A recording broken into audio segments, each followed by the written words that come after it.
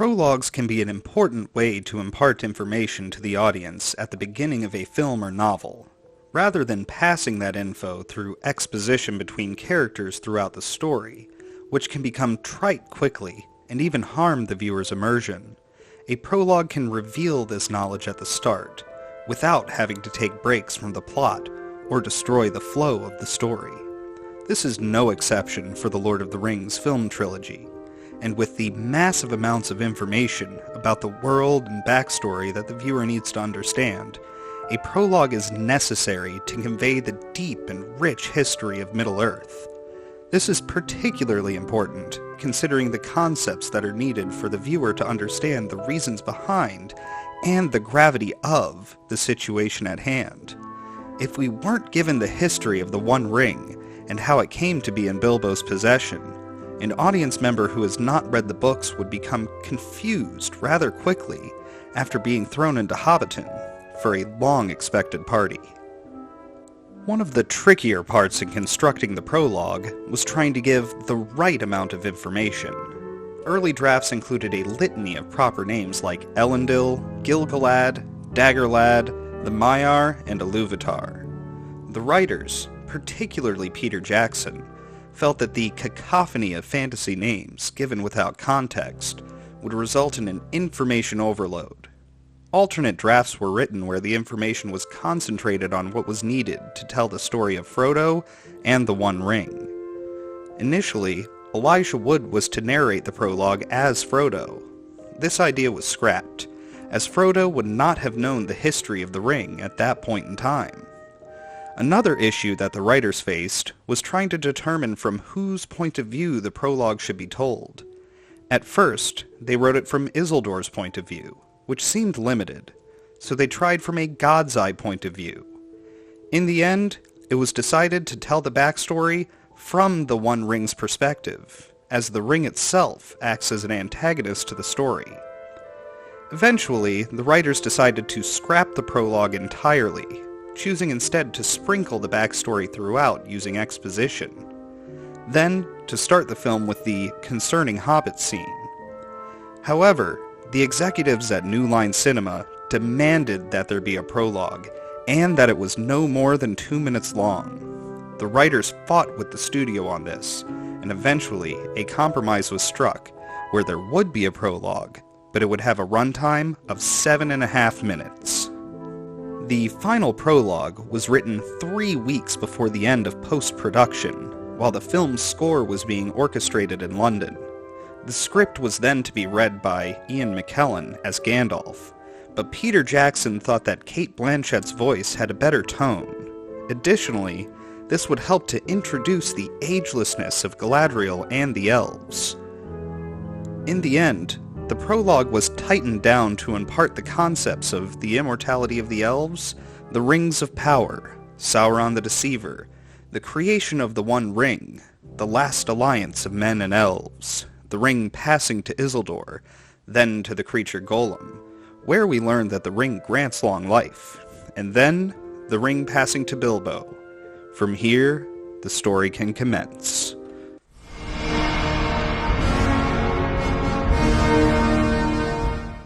The font for the title sequence was created around the same time that the final prologue was being written. It was created by artist Alan Lee and special effects expert Sasha Lees, no relation from what I could find. Renowned Lord of the Rings artist and conceptual designer for the films, Alan Lee plays one of the kings of men who are given a ring of power. He is the second man from the right.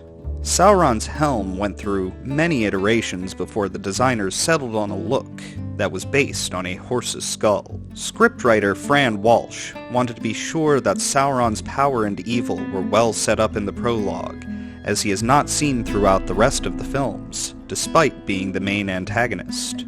The filigree on Sauron's armor was added using an acid etching technique to give it an ivory look. To display Sauron's power and influence, the methods and materials used to create the armor were extravagant by 16th century standards, which is the period that the designers used as an influence in creating Middle-earth. The technology used to create the massive battle scenes throughout the trilogy was developed specifically for these films and was paid for out of pocket by Peter Jackson. Peter Jackson wanted to include a battle at the beginning of the film because he believed that a large-scale action sequence would aid in the viewer's immersion. Narsil, like all the other practical or real swords used in the films, is made of period-accurate materials like spring steel. Each sword took roughly 1 week to make by swordsmith Peter Lyon, who, at the time, was best known in the New Zealand reenactment community. According to the other conceptual designer and Lord of the Rings artist, John Howe, Narsil is the first sword that has a hollow pommel to be shown on the big screen. As Isildur clutches at his father's corpse, the rubber armor that Elendil is wearing can be seen flexing. The rubber armor was used because steel plate would have been dangerous for the actor to wear while performing the stunts. The sound of Sauron imploding used samples of the metallic creaking sounds made by large ships, mixed with the sounds made by World War II airplane propellers reverberating off metal walls. Flaked and ground charcoal was used to create the effect of Sauron's finger disintegrating in Isildur's hand. At one point, a compound of gunpowder and charcoal was used, but the simpler charcoal-only effect was, in the end, preferred by the filmmakers. Isildur disappearing when he dons the ring was added so the viewer would not be confused when Bilbo pulls his prank during the long-expected party scene. In the shot of Gollum's cave, the only CGI element is Gollum himself. The rest is a composite shot, made by combining multiple shots into one, which includes miniatures, bigatures, real rocks, and a pool of water. Ian Holm's face was pulled back using tape, hidden beneath his wig, to lessen his wrinkles and make him look younger. The writers insisted that Bilbo's vest feature brightly polished brass buttons, because the buttons notably pop off his vest during his escape after the Riddles in the Dark sequence in The Hobbit. I think the inclusion of such a minor detail that does not affect the story shows how important it was to the creators that Tolkien's work was honored. The map that has been shown throughout the prologue had raised portions around the mountains, so the shapes would move slightly when the camera pans across the image.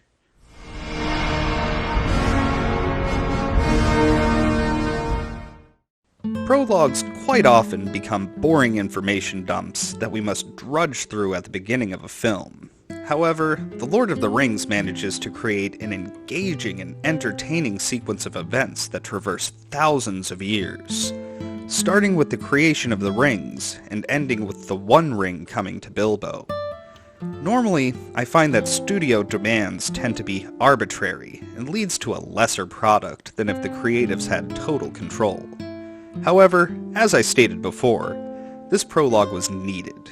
Without some form of setup, the audience would have been entirely lost for the first 45 minutes. That is, until we would have come to a lengthy and likely dry exposition dump that would have occurred during the dinner scene between Frodo and Gandalf in Bag End.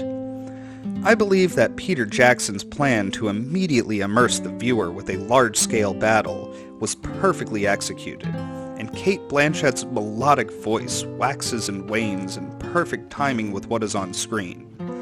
We see and hear that the evil power of Sauron lets the audience know how high the stakes are and how great the danger is, and the Battle of Dagorlad leaves us to expect at least some sort of action later on.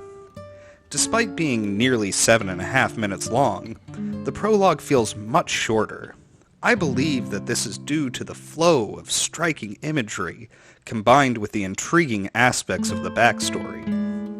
The scene, as a whole, leaves you with a wanting curiosity, without confounding those who are unfamiliar with Tolkien's work.